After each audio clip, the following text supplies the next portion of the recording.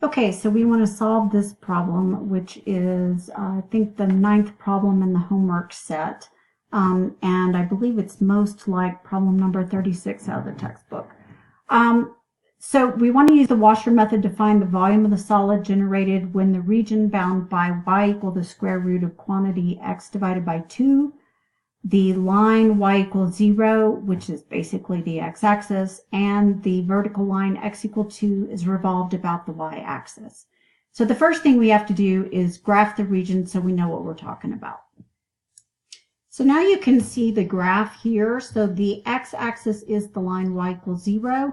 Here's the vertical line x equal 2. The square root function, of course, is just your basic upper arm of a sideways opening parabola. And the region bounded by those three, remember, you've got to be able to pour water in here, and it can't get out by touching one of those three lines. So if it touches any other line, it can get out. Only those three can trap the water in the space. Now, we want to revolve about the y-axis, which is over here. So I'm going to draw my axis of rotation symbol. So I know it goes that way. The washer method, the strip should be perpendicular to the axis of rotation. The rotation is vertical, so my strip should be horizontal. So I'm going to draw it sort of in the middle, which would be right about here. So there's my strip. And then the narrow end of the strip is the differential, which is clearly going to be dy.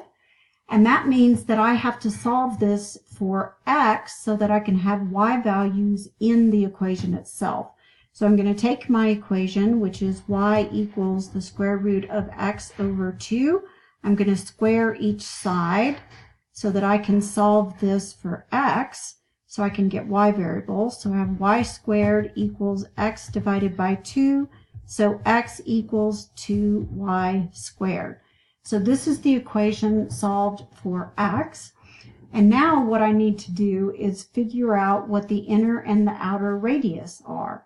So I'm rotating about this line here, which basically means that I'm getting a mirror image over here of the shape, and I'm going to get these little sort of discs coming in here, and here's my outer disc, and I'm going to take the inner shape and subtract it from the outer shape. So the outer radius is the one that goes from the axis of rotation to the farthest end of the strip, which is over here. This is further away from the axis of rotation than that end is. So my outer radius is going to be from here over to here. Well, this is the y-axis, and this is the line x equal 2. That distance is 2. So my outer radius r is 2. Now, what's my inner radius? Well, the inner radius, or my inner r, is going to be this distance right here, from the axis of rotation, which is the y-axis, to the closest end of the strip, which is here. Well, this happens to be the x distance from here out to this point on this sideways opening parabola. So this is the x value on the parabola, which is given by this equation right here. So my inner radius is the x value, which is basically 2y squared. So now I can put it into the equation. So I've written the equation, pi r squared. So I've taken pi out of the whole thing. My differential is dy. That's because the narrow end of the strip faces the y direction. My outer radius was the distance 2, and I have to square it.